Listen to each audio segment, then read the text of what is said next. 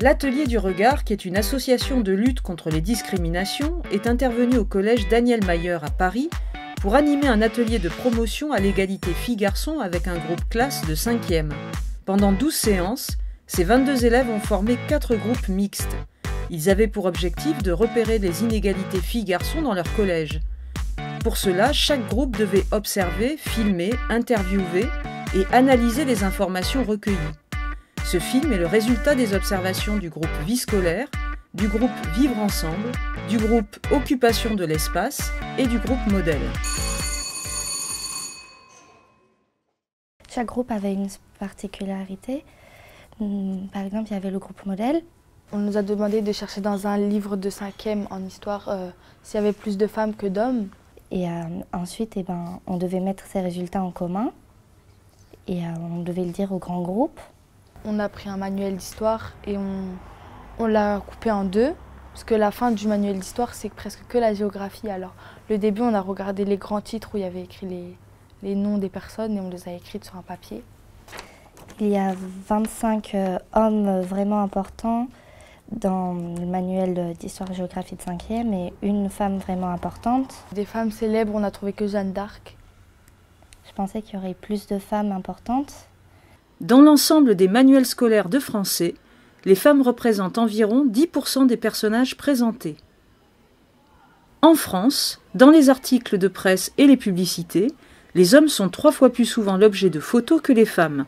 La majorité des hommes représentés sont des politiciens ou des personnalités du monde des arts et des médias. À l'atelier, on nous a demandé de voir la parité de délégués filles-garçons dans toutes les classes.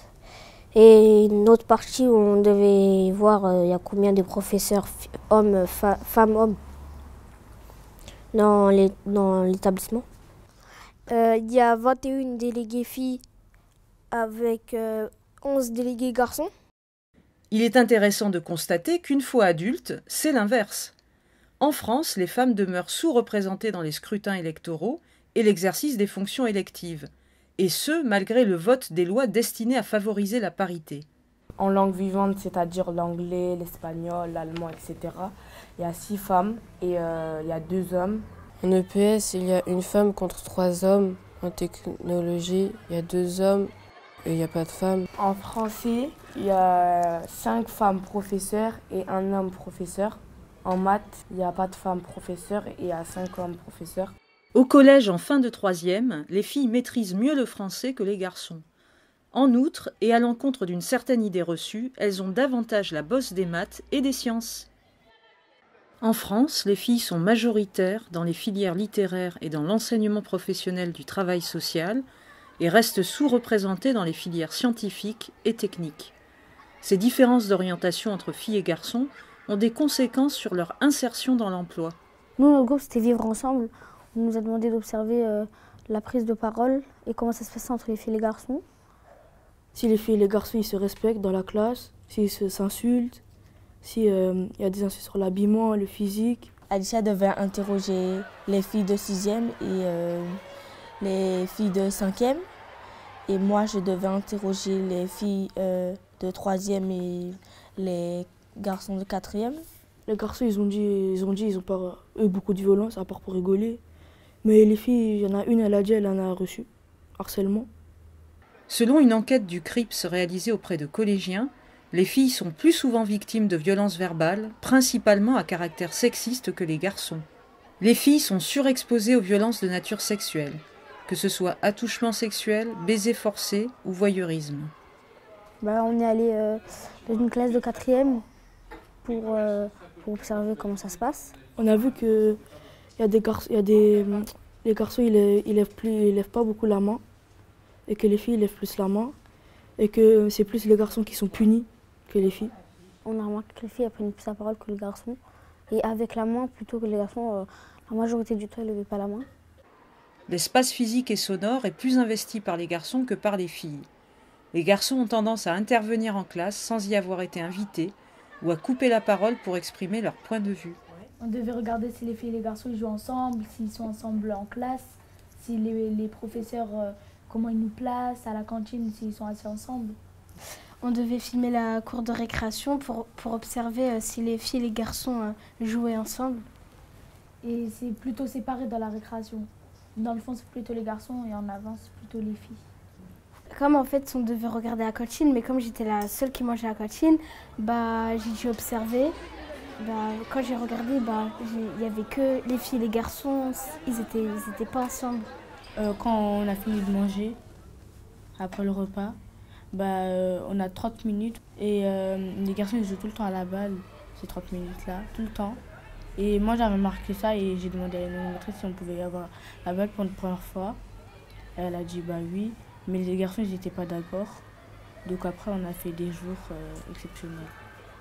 Lundi c'est les garçons, mardi c'est les filles, jeudi c'est les garçons et vendredi c'est les filles. Oui, mais en fait, des fois, les jeudis, c'est le jour des garçons, mais les garçons, ils veulent pas jouer avec la balle. Donc, vendredi, ils prennent de notre temps. Donc, nous, des fois, on leur laisse, on fait moitié-moitié. Et à chaque fois, ils veulent prendre plus la balle. À la fin, on s'embrouille. Enfin, ça se termine en embrouille. On veut jouer au foot, mais de notre côté. Pas avec eux. Pas avec eux. Pourquoi? Ils sont trop violents. Non, mais c'est pas ça, c'est que, après, pour eux, c'est comme si... on dit une fille elle joue au foot, non, c'est pas jouer, des trucs comme ça. Donc après, nous, on dit c'est mieux on joue entre filles. Donc c'est par défaut en fait. Oui, parce que nous, ils disent que les filles, ils savent pas jouer au foot, ça sert à rien. Que vous prenez la balle pour jouer au foot alors que vous savez pas jouer au foot, vous êtes des filles. Oui, ils ont dit ça. Quand on a fait moitié-moitié et qu'on a pris la balle, ils ont dit, à l'animatrice, à la surveillante, que qu'on est des filles, qu'on sait pas jouer, que... ça sert à rien qu'on a la balle. En France, 45% des filles pratiquent une activité physique et sportive contre 75% des garçons dans les familles à revenus modestes. Les filles et les garçons en majorité ne jouent pas ensemble. Les garçons qui jouent au football dans la cour ont tendance à s'imposer et à prendre toute la place. Je m'attendais qu'il n'y ait pas d'égalité, mais pas aussi grand quoi. Il faudrait mettre plus de femmes importantes dans les manuels. Parce qu'une seule vraiment importante contre 25, c'est un peu de l'inégalité. Essayer de jouer ensemble et par exemple avoir peut-être 2 balles, un endroit plus vers le fond de la cour, jouer à un jeu que les filles ou les garçons ils peuvent jouer, mais ça sera 2 différents jeux, par exemple du foot ou une balle américaine. On encourage les filles à ce qu'elles choisissent plus le domaine scientifique, parce que c'est pas réservé aux garçons. Ce qui serait bien, c'est qu'on encourage les filles à leur dire qu'ils peuvent réussir. Il faudrait qu'il y ait autant de délégués filles que de délégués garçons. Et rappeler au plus jeune âge que il y a les droits des femmes et qu'elles peuvent se proposer pour être mère ou présidente ou d'autres choses. Il y a beaucoup de filles. Il y a beaucoup de filles qui sont plus touchées par le harcèlement que les garçons. Leur rappeler que parfois ils font des jeux, mais en fait ce sont des violences. Leur rappeler que c'est violent. On pourrait essayer de sensibiliser les élèves par rapport à ce qui est interdit et ce qui ne l'est pas, et ce qui est autorisé et ce qui ne l'est pas. Ça m'a plu. Pour moi, ça me fait du bien. C'est amusant d'observer une classe, de regarder si les garçons et les filles prennent la parole en levant la main, de coopérer ensemble.